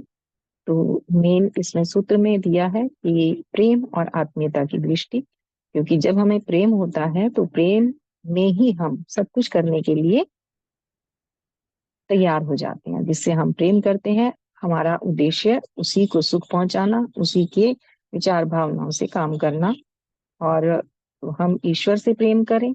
और इस सृष्टि में जितनी भी वस्तुओं से लेकर जो कुछ भी हमें दृष्टिगोचर होता है, क्योंकि सब ईश्वर का बनाया हुआ, सबके प्रति हमारी दृष्टि, आत्मीयता इतनी हो कि हम अपने कर्तव्य पथ पर आगे बढ़ते जाएं। इसके बाद धीमहि धीमहि सर्वविधं शुचिमेव शक्ति चैव मृत्युपदिष्टः नो मनुजो लभते सुख शांति मनेन विनेति वदन्ति वेदाः। उन्होंने कहा है कि हम लोग हृदय में अगर धारण करें तो पवित्र शक्तियों को धारण करें, क्योंकि वेद कहते हैं कि हमें इसके बिना सुख शांति प्राप्त नहीं हो सकती। कहने का अर्थ है कि मानव बहुत परिश्रम करता है, पुरुषार्थ करता है, लेकिन वो क्या संचय करता है? भौतिक शक्तियों का संचय करता है।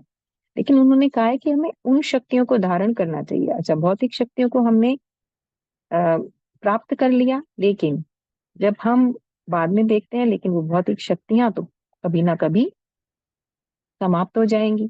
तो यदि हम परिश्रम और पुरुषार्थ कर रहे हैं तो हम ऐसी शक्तियों को अर्जित करें, उन दिव्य शक्तियों को अर्जित करें, अपनी आत्मा की शक्ति को अर्जित करें जो स्थायी हो, जो कभी समाप्त ना हो। तो धीमहि मतलब अपनी बुद्धि हमें किस ओर लगानी चाहिए, पुरुषार्थ किस ओर करना चाहिए, तो उसके सूत्र पहले बताए दिए हैं कि कर्तव्य परायणता और देवत्व को अपने भीतर धारण करके अपने आत्मिक सुख के लिए काम करें। तो स्थायी सुख हमें किसमें मिलता है? आध्यात्मिक गुणों से मिलता है।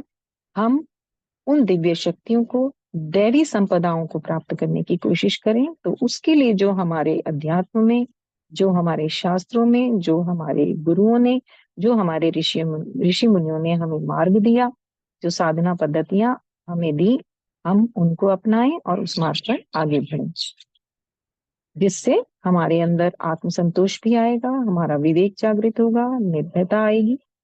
तो ये सब गुण इसमें बताए हैं। न्यायशीलता आएगी, हमारा जो आलस्य वो दूर हो जाएगा, उन क्योंकि हमारे सामने वो लक्ष्य है और उस पुरुषार्थ के निमित्त हमारे क्या उद्देश्य है वो हमें पता चलेंगे।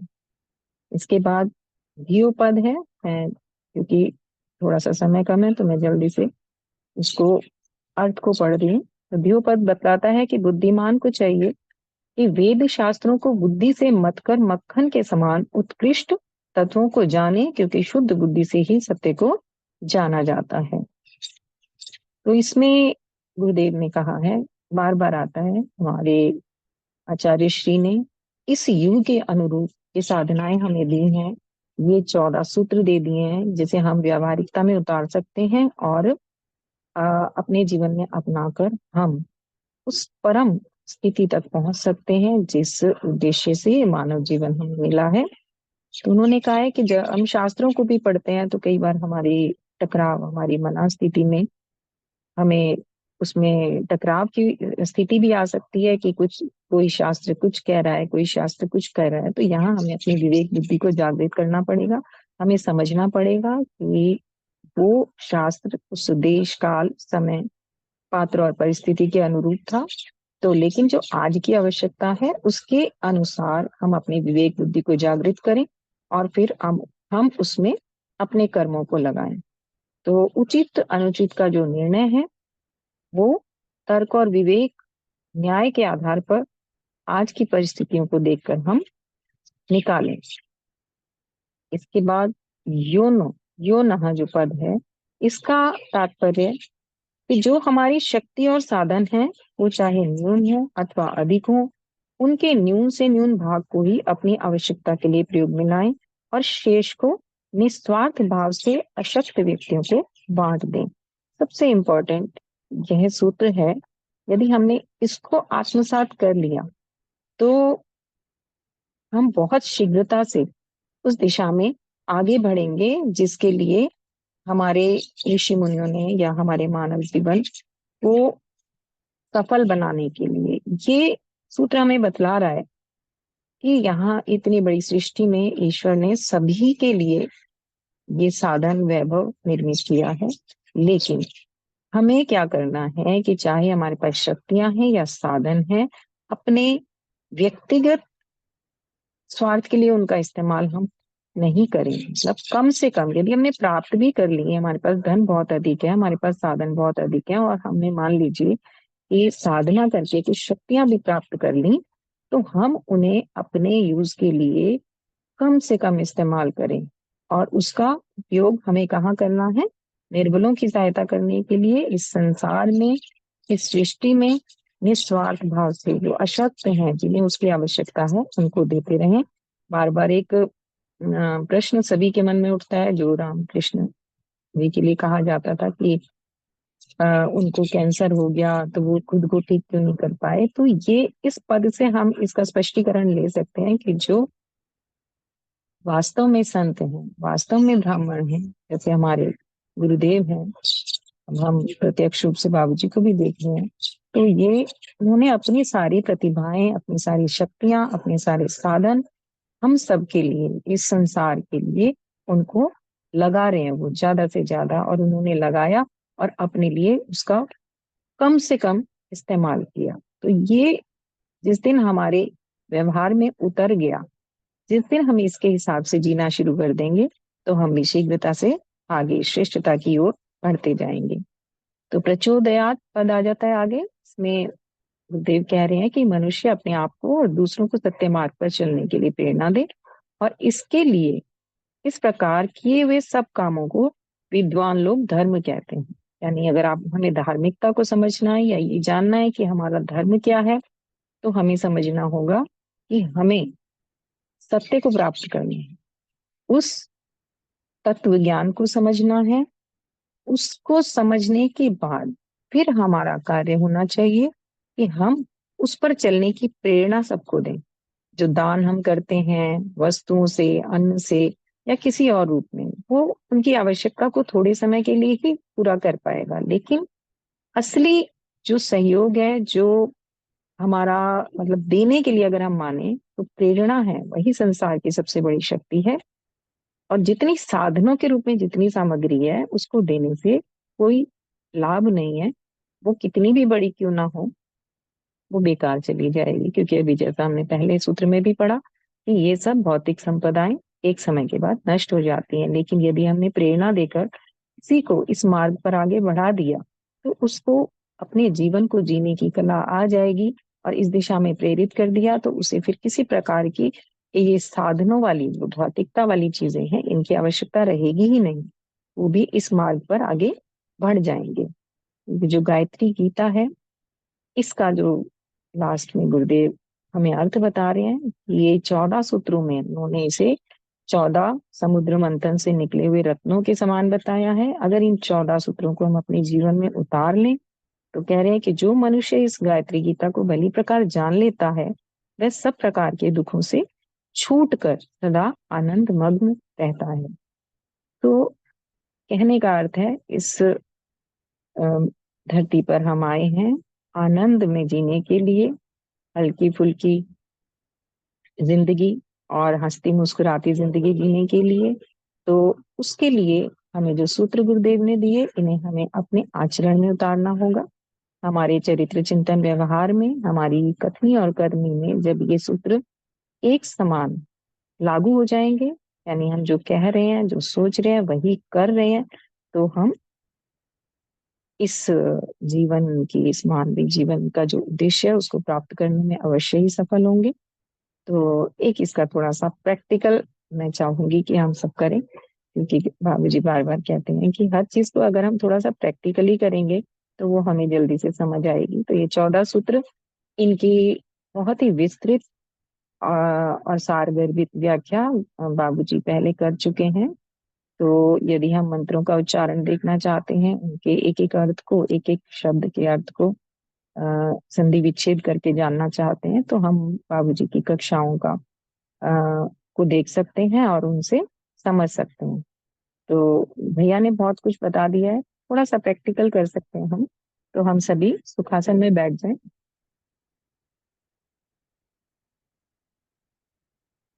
और अपनी आंखें बंद कर लें। बंद आंखों से सब सर्वप्रथम अपने मन स्थिति को उस ईश्वरीय चेतना के साथ हम जोड़ें। मन में ओम का उच्चारण करें और धीरे धीरे अपने इस शरीर को भूल जाएं। अपने आप को आकाश में स्थित सूर्य के समान चमकीला देखें और अपने इस आत्म स्वरूप को देखकर ईश्वर अंश अविनाशी स्वरूप में अपने आप को जाने। ये मेरा शरीर इस संसार में मुझे जिस उद्देश्य से दिया गया है, मैं अपने इस शरीर का सदुपयोग करूंगा। इसमें अंतःकरण है, इसमें मन, बुद्धि, चित्त और अहंकार है। ये मन, बुद्धि, चित्त और अहंकार ईश्वर का दिया हुआ है। तो मेरा यह शरीर मेरी पहचान नहीं है। इसमें जो बुद्धि है, उस बुद्धि को हम ईश्वरीय बुद्धि के रूप में उस ईश्वर के साथ जोड़कर उनके भावों को, उनके विचारों को अपने भीतर धारण करें और ईश्वर से भाव करें कि हे परमपिता, आप मेरे मन, बुद्धि, चित्त और अहंकार को अपने अंडर कर लीजिए। आप अपने अनुरूप इनको दिशा दीजिए। मैं आपका अंश हूं, लेकिन मेरी सामर्थ्य नहीं कि मैं इन्हें किस दिशा में कैसे लेके जाऊं। तो आप इसमें मेरी सहायता करें। ये इंद्रियां, जो हमारी कर्मेंद्रियां हैं, जो ज्ञानेंद्रियां हैं, ये आपने हमें दी हैं। हम इनका सदुपयोग करें। इस संसार में आनंद के लिए आपने हमें अनुभूतियों के लिए, कर्म करने के लिए कर्मेंद्रियां दी हैं, आनंद की अनुभूति के लिए ज्ञानेंद्रियां दी हैं। इन्हें भी मैं आपके पास सौंपता हूँ। इन पर आपका अधिकार है। आप अपने अनुरूप इन्हें चलाएं और मुझसे श्रेष्ठ कर्म करवाएं। मेरे शरीर की शक्ति, मन की शक्ति, भावनाओं की शक्ति मैं आपको समर्पित करता हूँ। मैं आप ही की तरह शुद्ध, पवित्र, शांत, निर्गुण, अवर्णनीय चैतन्य हूँ। ईश्वर का अंश हूँ। ईश्वर अंश आत्म स्वरूप हूँ। इस संसार में मेरे सभी कर्म आपको समर्पित हैं। मेरी वाणी मधुर वचन बोले, मेरी आंखें सब सुंदर स्वरूप में देखें। इस सृष्टि में जो कुछ भी है, वृक्ष, वनस्पति, पशु, पक्षी, पर्वत, पहाड़, झरने, आकाश, ब्रह्मांड, ये सब में एक ही सत्ता दौड़ रही है। सब एक ही है। अपने आप को सोचें एक सेकंड के लिए कि मैं सूक्ष्म कणों के रूप में बदल गया। मेरी सत्ता एक प्रकाश स्वरूप हो गई और सभी चीजें प्रकाश स्वरूप हो गई। अब हम में कोई भिन्नता नहीं। हम सभी एक ही अवस्था में हैं। वायु भी सब में घुल जाएगी, अग्नि भी घुल जाएगी। सब एक अग्नि रूप है, वायु रूप है। पूरी धरती पर पृथ्वी से ही हम सबका जीवन चल रहा है। आत्म स्वरूप है। सब में हमारी एक ही आत्मा है, एक ही विचार है, एक ही भावनाएं हैं। हम सब एक दूसरे से प्राणों को पाते हैं और अपने प्राण एक दूसरे को देते हैं। इस प्रकार अपने आप को ब्रह्म में जाने और स्वयं को आनंदमय स्थिति में ईश्वर अंश रूप में अनुभव करें।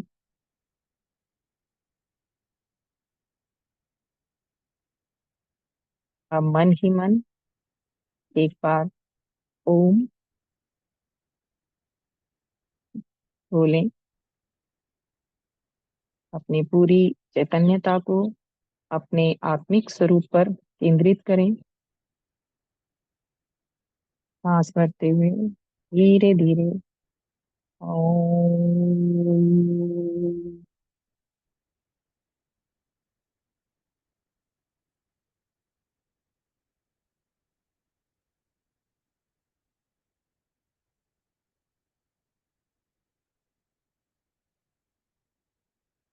एक बार फिर से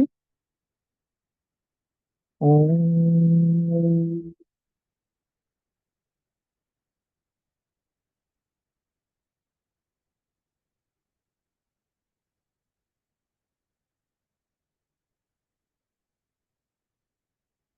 फिर से ओम।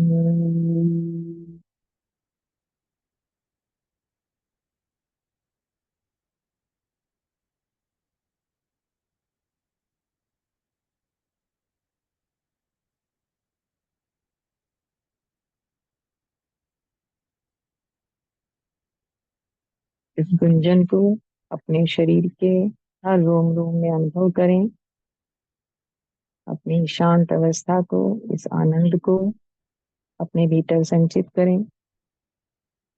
इस प्रकार हम कभी भी प्रैक्टिकल को करके गायत्री गीता को अपने मन मतलब संस्थान में बिठा सकते हैं और इस प्रकार चिंतन कर सकते हैं और व्यवहारिकता में उतार सकते हैं। आप सभी को बहुत बहुत धन्यवाद, बहुत बहुत आभार। और बाबूजी को नमन वंदन। भैया आप बाबूजी को दे सकते हैं इस कक्षा को। जी बहुत बहुत धन्यवाद दीदी, बहुत सुंदर प्रैक्टिकल आपने करवाया और समय की सीमा में ही आपने इसकी व्याख्या पूरी और प्रैक्टिकल जो है ये बहुत ही बढ़िया है, बहुत ही अद्भुत है। इसके लिए आपको बहुत बहुत आभार। अब भी इसके बाद हम लोग सीधे प्रश्नोत्तरी सेशन में आते हैं। बाबूजी से निवेदन है कि बाबूजी से भी हमें प्रकाश मिले। जी।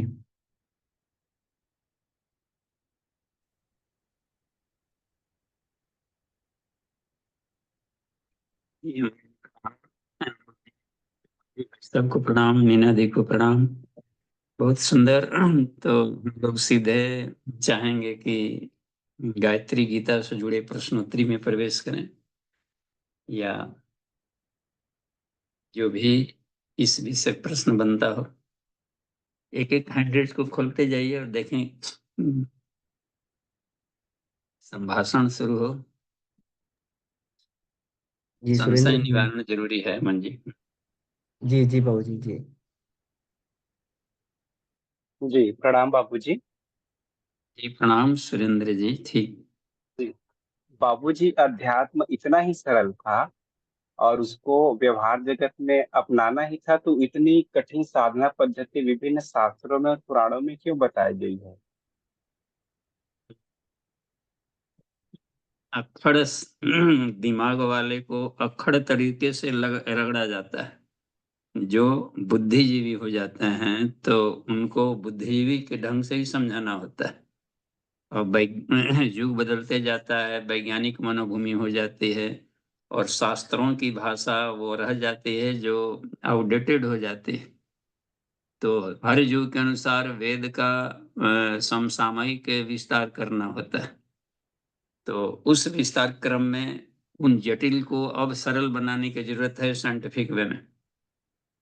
तो बीच वाले समय में जैसा आ गया, अब युग के अनुसार आदमी का रहता आकाश तत्व, तो कठिन साधनाएं दे दी जाती थी। तो हर युग के मांग के अनुसार उसको सरलीकरण भी होता है। तो अभी पूज्य गुरुदेव ने देखिए कभी कितना जटिल रहा होगा पंचकोशी साधना, अब लिख दिए कि बालक भी कर सकता है। देखते हैं पहले कितना जटिल था कि ये होगा वो होगा, और तपस्वी ब्राह्मण ही कर सकता है गायत्री जप, और ये कितना सरलीकरण किया। तो समय की मांग के अनुसार कोई ना कोई व्यास आकर तप करके उसको सरलीकरण कर देता है। तो जटिल था तो आप सरलीकरण करेंगे अब। जी बाबूजी, तो आने वाले समय में ईश्वर की परिभाषा, साधना की परिभाषा फिर बदल जाएगी? वो बदलेगी, क्योंकि हर नाम ईश्वर का नाम है।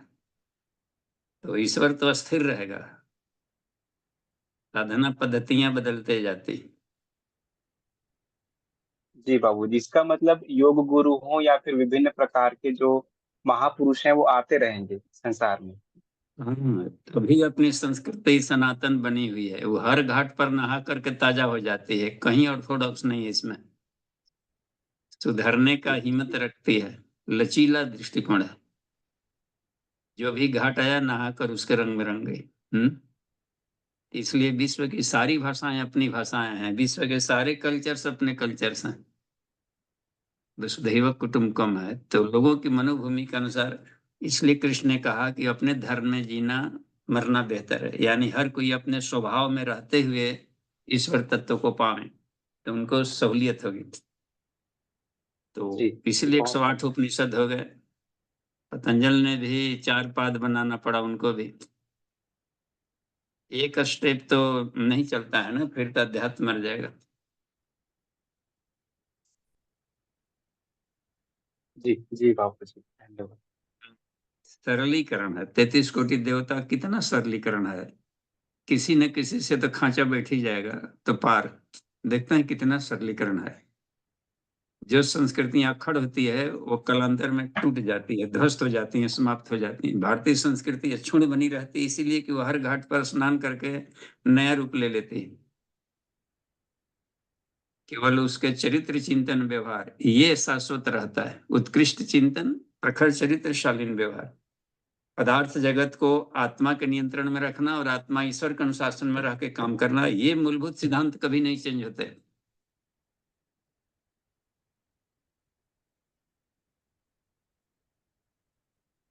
जी जी बाबूजी। धन्यवाद। चलिए, जी कोई सुमन प्रश्न हो? दीदी, जी आपसे निवेदन है कि आप अपना प्रश्न जो है ना, आप कहें तो ज्यादा अच्छा रहेगा। सुमन दीदी। प्रणाम बाबूजी, प्रणाम जी। जी हाँ जी प्रणाम। बाबूजी, बाबूजी, मंत्र 12 में दीदी ने बोला कि रामकृष्ण परमहंस का कैंसर पेशेंट का उदाहरण का प्रासंगिकता मिलता है। लेकिन इस मंत्र को पढ़ने से तो मुझे कहीं नहीं दिख रहा है कि निस्वार्थ भाव से अगर हम बांटे, सब कुछ बांट दे। इसमें तो गुरुदेव लिखते हैं, मतलब लिखते हैं कि न्यूनतम रखना है अपने लिए। लेकिन जब बड़ी महान सत्ता आती है जैसे गुरुदेव रामकृष्ण परमहंस, तो वो अपने लिए न्यूनतम भी रखने की जरूरत नहीं है उनके पास। और ये अध्यात्म जगत में बार बार ये क्वेश्चन आता है कि रामकृष्ण परमहंस क्यों कैंसर पेशेंट हुए। लेकिन एक ऑर्डिनरी कैंसर पेशेंट और रामकृष्ण परमहंस की कैंसर की स्थिति, दोनों में ह्यूज डिफरेंस है।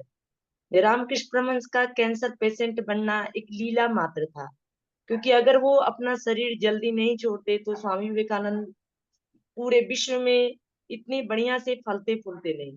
तो मुझे इस मंत्र में थोड़ा सा मतलब लगा कि ये प्रासंगिक नहीं है कि रामकृष्ण परमहंस का उदाहरण इस मंत्र से जोड़ा जाए, क्योंकि ये मंत्र तो बहुत अच्छे से बता रहा है कि अगर हम सब कुछ बांट दे तो वो क्या है, निस्वार्थ भाव से अशक्त व्यक्तियों को बांट दे। तो यही बोलना था बाबूजी, और कुछ नहीं। Thank you. देखिए, इसमें गुरुदेव के पास भी था तो संपत्ति, उन्होंने धन संपदा को सब बांट दिया, लेकिन जन सामान्य आदमी इतना मोहग्रस्त होता है कि देखते हैं थोड़ा सा भी दान पुण्य करने में कलेजा कांपता है। तो गुरुदेव ने उस सूत्र को सरलीकरण किया है, थोड़ा सा उलट दिया। अपने तो खूब लूटा है, अपने पर जितना अपनी क्षमता भर, लेकिन शिष्यों के लिए कहा ये अपने पद प्रभाव प्रतिभा का एक अंश सत्प्रवृत्तियों के संवर्धन में लगाओ। 1% भी इन दिनों लगाने को आदमी तैयार नहीं है ना। वहां पर तो संत मत मर जाए भीतर वाला, तो कम से कम न्यूनतम तो दें। अपने दिया सब, बाकी लोग कहा कि 1 सिक्का निकालो, 1 रुपया निकालो। वो जानते हैं कि इसका हार्ट फेल कर जाएगा, सब नहीं दे सकता। और सब कैसे दें? इन दिनों लेने वाला ही जब हो गए हो और देने हो गया हो, तो ऐसे में क्या कि पात्रता के आधार पर ही दिया जाता है। कुपात्रों को दिया गया धन, दाम देने वाला लेने वाला दोनों नरक में जाता है। तो इस हालत में रह गया कि सत्पात्र हैं तो दिया जा सकता है और हर कोई अपना उपार्जन करें। तो इस अभी के युग में देने की जो क्षमता, फिर अपने हम मान लीजिए कि आप सब लुटा दिए, फिर आपके बाल बच्चे, आपके परिवार को पोषण कोई नहीं करेगा, समाज वालों तो खुश है कि बर्बाद हुए।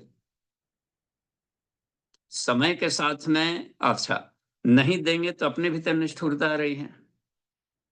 तो उदारता का एक दरवाजा बचा रहे, बना रहे बराबर भीतर में। तो धन समृद्धि को तो उतना रखें कि घर में जो बालक हैं, बूढ़ा हैं, पागल हैं, मरीज है, पैतृक संपत्ति भी छोड़ गए हैं, तो इन लोगों का निर्वहन कैसे होगा, उतना अंश रखें और बाकी अपना देखें तो लोक सेवा में लगा दें। लेकिन एक ऐसी विद्या है जिसे ज्ञान, तो ज्ञान को सारा बांटा जा सकता है, क्योंकि वो बांटने पर ही बढ़ता है। प्रेम की खेती करें, प्रेम बांटे। आत्मीयता की खेती करें, आत्मीयता बांटे। ज्ञान की खेती करें, पूरा ज्ञान लुटा दें। तो उस तरीके में दाता को घाटा नहीं होता है। तो इसलिए समय के सापेक्ष में दान पुण्य की भी शैली में बदलाव लाता है। कभी अतिथि देवो भव था, आप फोकट में ही खाने वाले अतिथि बन करके रोज दुआरी पर भीड़ लगी रहेगी। तो ऐसे में कहा एक दिन आइए, एक दिन काम करिए, तीसर का दिन जाइए। बस आए हैं तो काम करिए, बैठकर मत खाइए। सारा सिस्टम ही बदला है कि युग के अनुसार हमें आचार संहिता में भी बदलाव लाना होता है। तो उस कुछ न कुछ अंश हम अपना सामर्थ्य भर, जिनका एक मुट्ठी बड़ा है तो बड़ा दान करेंगे, छोटा है छोटा दान करेंगे, लेकिन परिवार निर्माण भी करना है। तो अन्न वस्त्र आवास की सुविधा, बच्चों की पढ़ाई लिखाई का भी तो आपको उतना तो रखना पड़ेगा और उतना उपार्जन भी करना पड़ेगा। जी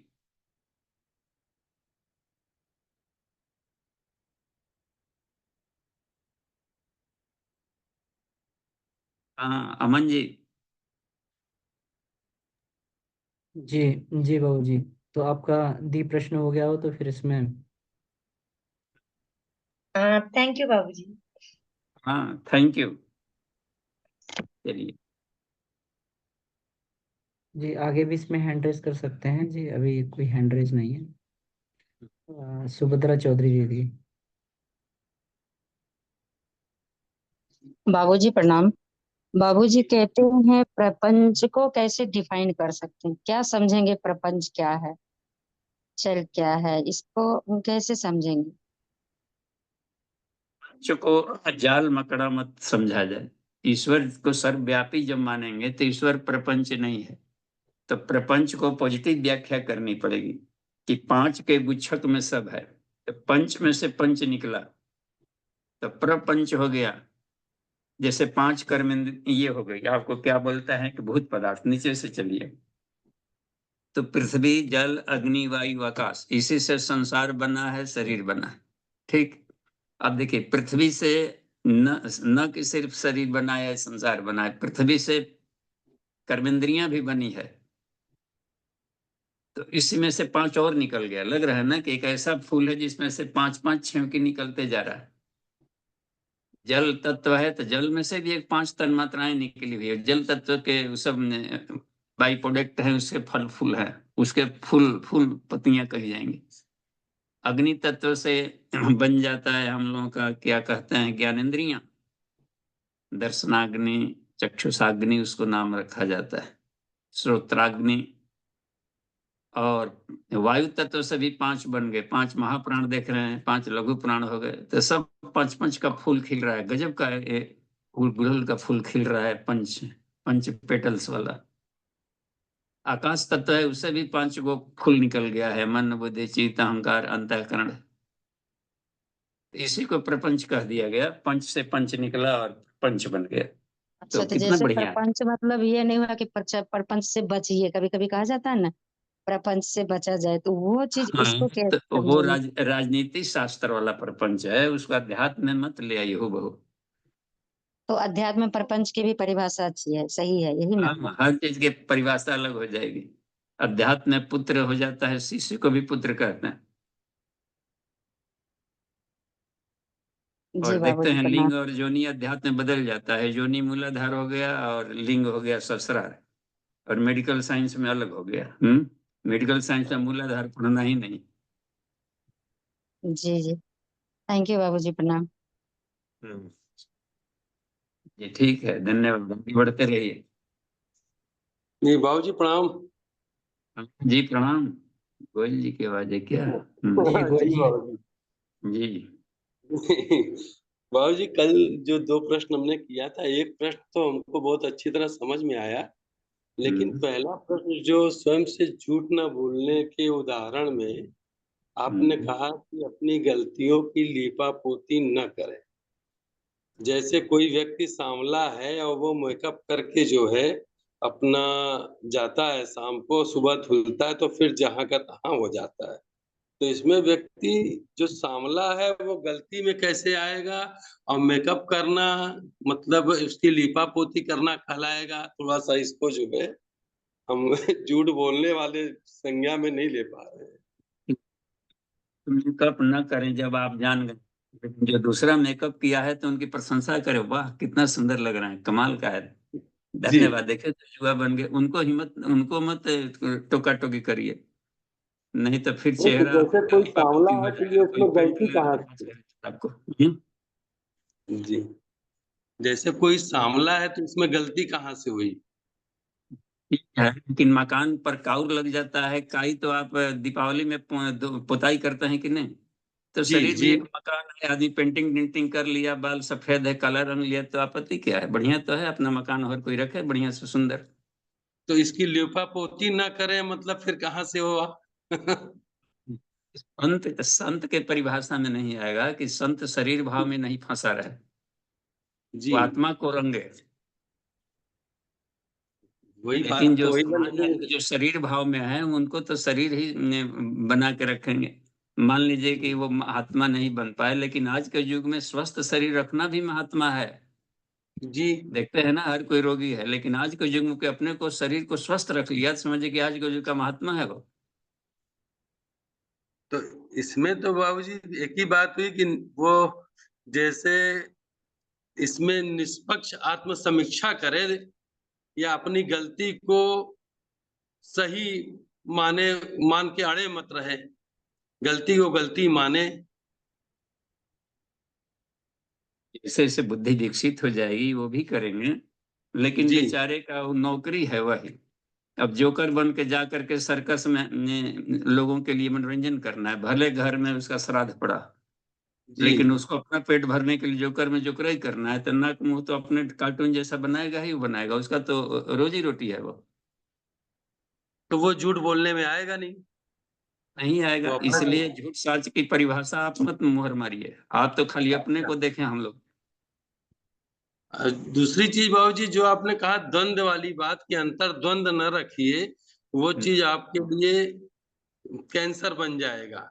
तो जैसे जब तक हम मन संसार में बसा हुआ है, गुरुदेव लिखे हैं, तो हम द्वंद से तो घिरे रहते हैं और दुखी तथा परेशान रहते हैं। तो इसका तो उपाय उन्होंने ध्यान बताया। आज भी उपाय मिला है वर्ण्य में नहीं कि अपने से श्रेष्ठ लोगों से दोस्ती करिए, जी जी जी। द्वंद में नहीं रहते हो कभी। तो संशय रहित लोगों से दोस्ती करेंगे तो मजा आ जाएगा, कभी द्वंद होने ही नहीं देंगे। जहां उदास बैठेंगे तुरंत कहने चल अरे क्या सोचने लगा मुंह लटका कर, ऐसे सोचिए सो देखो चलो। जी जी। तो इसका आज लाभ की तो गीता मिलता में है हर बाबू जी। प्रश्न का उत्तर था जी। जी, इसका लाभ तो मिलता है बाबू जी, जो है कि द्वंद जो है खत्म होते जाते हैं। चलिए मस्त रहा जाए, आगे बढ़ते हैं, देखिए तो और क्या जी है बाबू जी, प्रश्न। प्रणाम। जी प्रणाम। जी विपुल मिश्रा जी। हाँ देखिए बाबू जी विपुल जी को प्रणाम। तो। हाँ जी प्रणाम, आपका प्रश्न तो बड़ा शानदार होता है, कहिए। बाबूजी, एक ध्यान में अनुभव यह हुआ कि जो चैतन्य स्वरूप है बाबूजी, वो बुद्धि की उपाधि से जब प्रतिबिंबित हो रहा है तो वही भिन्न भिन्न रूप ग्रहण कर रहा है बाबूजी। तो ये बात तो क्लियर थोड़ी सी हुई, एकदम झटके में ऐसा आया अनुभव। परंतु बाबूजी उसके साथ एक वायरस और दिमाग में बढ़ गया, मतलब उसी समय, उसी मतलब निर्विकल्प स्थिति में आया। यदि बाबूजी वही चैतन्य प्रतिबिंब अगर हमारे विज्ञान में कोश में प्रतिभासित हो करके ये जगत का रूप बन रहा है, तो बाबूजी क्या यह विज्ञानमय कोश, या अगर हम संस्कार कहें, या गुणा गुणाशु वर्तनते, या जो गुण कहे जा रहे हैं, ये क्या एक ही चीज है बाबूजी? क्योंकि यह तो समझ में आया कि जो मूल चीज है, जो मूल ज्ञान है, जो एक उपाधि से ज्ञान से ही प्रकाशित हुआ, वो तो ठीक है, लेकिन उसको प्रभावित करने वाला जो उपाधि है, ये कहीं कहीं पे गुणा गुणाशु वर्तनते बोला जा रहा है, कहीं पे विज्ञानमय कुछ कह दिया जा रहा है, कहीं पे राग और द्वेष के संस्कार कह दिए जा रहे हैं। यह बाबूजी बात क्लियर नहीं हुई। यह तो क्लियर हुआ कि मुख्य तत्व है, उससे जड़ बुद्धि हुई, बुद्धि से जड़ और अगर हुआ तो मन हो गया, फिर हम जड़ में आगे चलते गए। पर ये चीज बाबूजी आ गया, क्या ये एक ही है? हमें जैसा अनुभव हुआ कि ये सब तो एक ही है क्या बाबूजी? तो जब अनुभूति में आ गया कि एक ही है, तो उस बुद्धि की जय हो। ऐसा लगा बाबूजी मुझे। तो वह बुद्धि जरूर पूज्य है। अभेद दर्शनम ज्ञानम।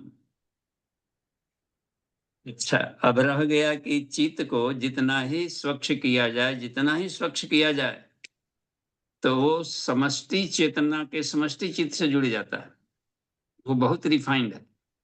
तो भक्त की इच्छा मात्र ही काफी है। इतनी हलचल में दौड़ता इच्छा हुई तो उस हालत में गुणा गुणा से वर्तनता चल पड़ा। ईश्वर की सिर्फ इच्छा हुई, एक ओम बहुश्यामा, इतने में इतनी ताकतवर है प्रकृति, उनकी कुंडलिनी शक्ति की इच्छा मात्र से अनंत ब्रह्मांड बन गए। देखिए तो इसका मतलब है कि बहुत ही प्यूरिफाइड होगा वो चित्त। सीधा आकाश कितना प्यूरिफाइड होगा। तो जैसे जैसे कबीरा मन निर्मल भयो, देख ना निर्मलता है। तो जैसे जैसे निर्मलता बढ़ती जाएगी तो आत्मा का, तो निर्मल मन ही आत्मा है, निर्मल चित्त को ही आत्मा कहते हैं। जी, तो बाबूजी मतलब अगर मैं ये समझा कि जो अभी हल्की फुल्की बीच में झलक मिल रही है, या इसे कह सकते हैं जो समाधि अभी सविकल्प जैसी लगती है, वह धीरे धीरे अभ्यासित होते होते होते होते निर्विकल्प की तरफ जाती होगी। यही रास्ता है क्या बाबूजी आगे जाने का? शुद्धिकरण, इसलिए पंचकोश शुद्धिकरण साधना। तो जैसे जैसे शीशा की दीवारें सब हैं, कालिख लगी है, साफ होते जाएगा तो उसके उस पर जो आत्मा है, सुपर कॉन्शसनेस, वो उसका प्रकाश फिल्टर्ड होके आ जाएगा शीशा से। तो कहा जाता है कि आत्मा प्रकाशित हो गया, यानी उसका प्रकाश हम तक पहुंच गया, यानी बाहर जीव सत्ता तक आ गई, तो उस हालत में एकत्व अनुभव होगा। तो शुद्धिकरण ही है सिर्फ यहाँ पर, सिर्फ यानी कि शुद्धिकरण को ही साधना कहते हैं। जी बाबूजी, क्योंकि समझ में आया, क्योंकि बाबूजी अभी तक बौद्धिक स्तर पे था, लेकिन थोड़ा थोड़ा सा वो एकदम ऐसे मतलब ऐसा लगा कि अनुभूत जैसा हुआ हो, ऐसा लगा कि बौद्धिक प्रत्यय जैसा कुछ बताने वाली बात ना रह गई हो, ऐसा हुआ। इसमें भी विपुल जी, ये कबीरदास के जब आनंदमय कोश में एक पंक्ति आता है, शब्द निरंतर मनुआ राता मलिन वासना त्यागी, देख रहे हैं ना उसमें? जी वासना, हाँ, वासना नहीं हटाया जा रहा है, मलिनता हटाई जा रही है। जी और उसमें जहाँ वास करता था संसार हृदय में, उसके जगह पर ईश्वर वास करने लगा, हरि सिर्फ वहां भीतर व्याप्त हो गया। हाँ? तो कोई ना कोई तो जी हृदय में वास करेगा ही, तो वासना नहीं खत्म होती है। मलिन वासना त्यागी, देख रहे हैं इस पर? जी जी जी बाबूजी, आ गया समझ में। हाँ, क्योंकि ये हनुमान की भी वासना कहाँ खत्म हुई, हृदय को फाड़ के दिखाया कि देखो यहाँ पर राम सीता वास कर रहा है। तो कौन, इसी को धारणा कहा जाता है, जिसको वासना कहा गया इसको धारणा कहा जाता है, धारणा। और धारणा को ही छुरी कहा गया है, वो संसार काट देगा सबको। जिसके हृदय में राम हो, हृदय में ईश्वर तत्व हो, तो वो तो किसी को काट देगा, प्रहलाद जैसा हो जाता है। तो जी कमजोर पकड़ है, तो थोड़ा सा धचका खाना पड़ेगा। कमजोर पकड़ करके ट्रेन दौड़ रही है, बाहर ही लटके हुए, तो पता नहीं कब झटका खा के गिरेगा, कितना दिक्कत। पकड़ मजबूत होनी चाहिए, ग्रिपिंग। उपासना समर्पण योग, ये भी एक है गुरुदेव को वांग में।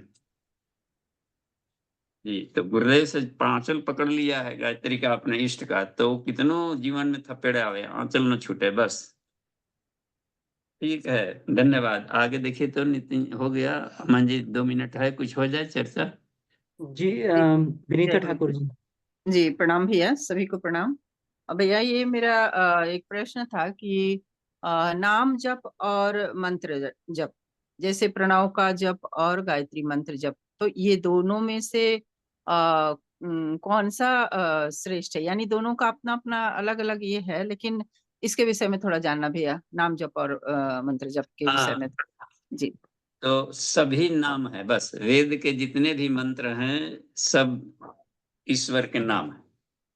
तो मंत्र जपें या नाम जपें, अब देखिए यहाँ पर जैसे मान लीजिए कि हम राम राम राम राम राम राम राम राम राम कर रहे थे, और वहां पर सेवरी को उन्होंने गायत्री मंत्र की दीक्षा, मंत्र जाप मम दृढ़ विश्वासा पंचम भजन सुवेद प्रकाशा। एक वैदिक मंत्र को जो वेद में प्रकाशित है, तो गायत्री मंत्र का ही प्रकाश सारे वेद में है, उसको हमें सिखाया था वशिष्ठ और विश्वामित्र ऋषि ने। उस मंत्र का तुम भी जप करो, तो मंत्र की दीक्षा दिए थे। नवधा भक्ति 9 शब्दों की व्याख्या है, जैसे आज किया गया गायत्री गीता के रूप में।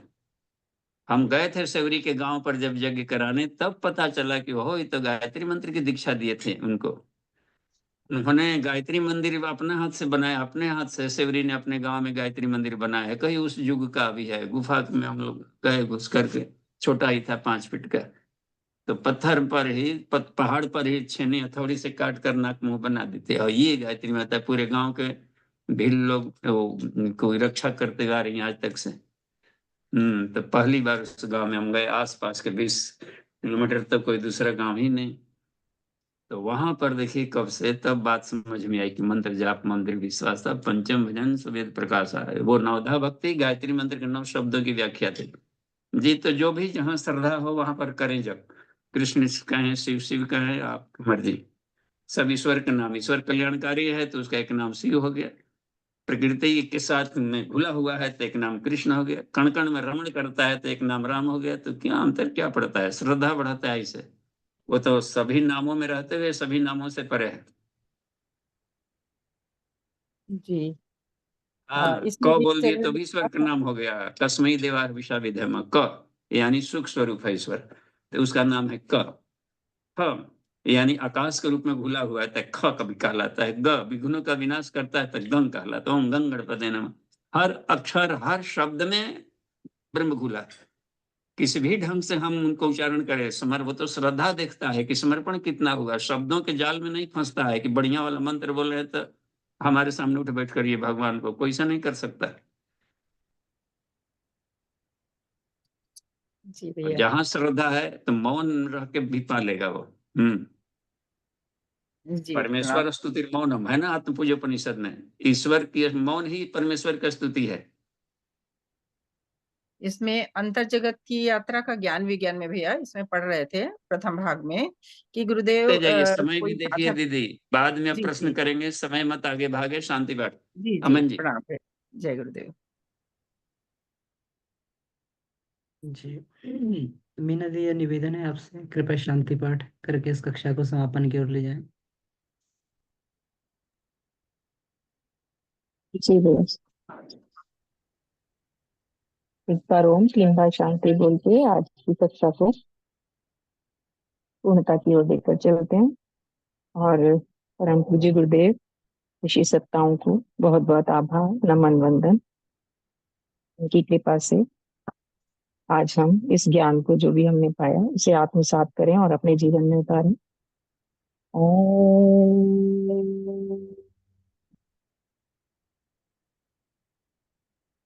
शांति, शांति, शांति।